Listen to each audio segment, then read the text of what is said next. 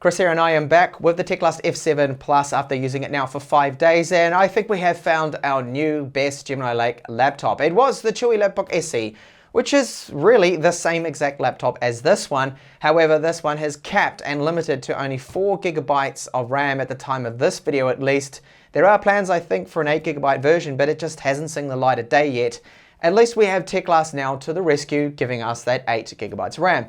There are a couple of key differences between these machines that you should know about. So the Lapbook SE, this one weighs about 1.42 kilos, and this is at 1.62. So we're about 200 grams heavier, this machine, even though it is only slightly larger. So this has a 14-inch 1080p non-laminated screen on here, so you can see a gap between the glass on this and the IPS panel below, whereas this one, 13.3 inches, fully laminated screen, a better quality panel, but not quite as bright. So the maximum brightness of this one, 250 lux, this tops out about 200. So is that screen with that little gap on it between the glass, to me, a deal breaker? Well, it came with a pre-applied screen protector.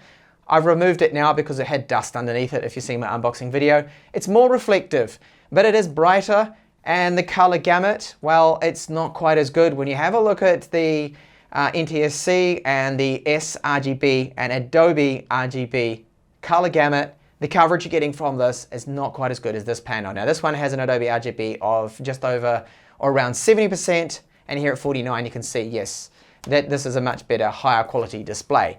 Apart from that, I find for your general kind of use, the screen is fine, it's good, the better brightness there. So the build of these machines is very good. We've got a really good keyboard on this, so it has about 1.5 millimeters of key travel, good spacing, backlit with 2 different levels. So when you turn it on, it's not actually automatically coming on. So you've got to actually push function, F5, turn it on. My unit has a little bit of an uneven distribution of the backlight in some places, which is a minor annoyance there. Now, I hope that that's just going to be on my unit here, because when you look at the Chewy Lapbook SEs, made by the same exact manufacturer, it's the ODM, that it doesn't have that issue there. So the touchpad, very large, very good, it's accurate, and I've had no problems with it whatsoever. The color of it is a little different to the palm rest. It's more of a grey, and the palm rest more being a dark kind of silver, as you can see. This palm rest, plastic. That's the only plastic really you get, well, apart from the keyboard itself and the touchpad and the body that's used. And the hinge, you can see, goes back about that far. The hinge is stiffer than the Lapbook SEs, which is good. This one's okay, it's fine. It's just a little looser, that's all, compared to this one. So they made it a little stiffer on this unit here. Down the bottom, we do have a upgradable SSD. So there's a hatch in there. And inside there you will find a 2242 sized SSD with about 500 megabyte reads and about 220 writes, which are a little on the slow side. So if you're not happy with that, you can of course upgrade it. You get about 100 gigabytes free on first boot that, and it is running Windows 10. So the build quality overall, the metal on the back, the hinge, you can see the logo there too, it's all good. The build checks out, very nice, and it's just that weight being 1.6, a little heavier there. So for ports, 2 USB 3 ports, we do have HDMI, which is 2.0A. That's up to 60 Hz 4K, which is really good. DC in for charging. Charge times, it's just under 2 hours, so really quick to charge that 48 watt-hour battery. We have a micro SD card reader with maximum read speeds of about 28 megabytes per second, read and write. And then the 3.5mm headphone jack. Good sound quality out of this one. So no static, no hiss, no interference, and reasonable loudness too. I do like the quality that's coming out of this. Same goes for the speakers. So they are located just below the hinge here actually, like the Lapbook SE from Chewy, but these ones, they sound just a little bit louder and a tiny little bit hint more bass.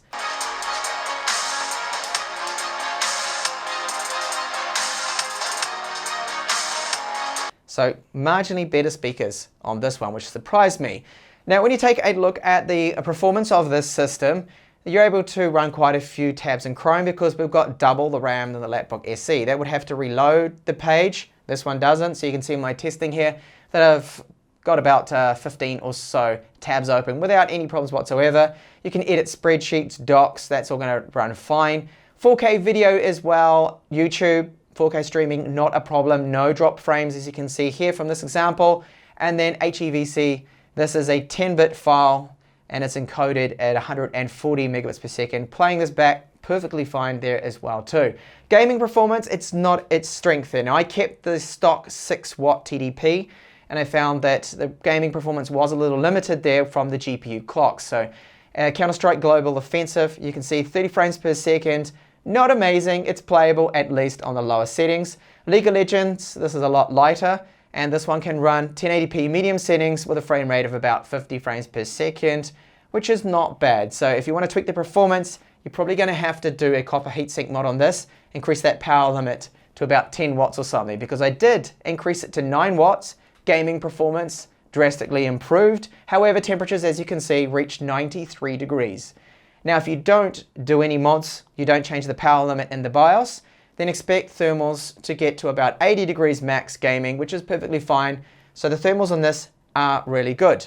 Now, battery life, you can get about 7 to 8 hours, I find, on this on the lowest brightness setting of the screen, which is a little too bright. It should be a little bit dimmer than what it is, but it's just the way they have it configured. So even on the lowest brightness setting, it still looks good indoors, and that is fine, and you'll be able to squeeze about 7 to 8 hours of light work, that is. If you do something demanding like gaming, then about 5, maybe even 4 hours only there. So overall, this is a really decent machine, I feel. It'll run Linux as well. No problems with Linux, everything's working, touchpad and all that. Wireless is working, that is good.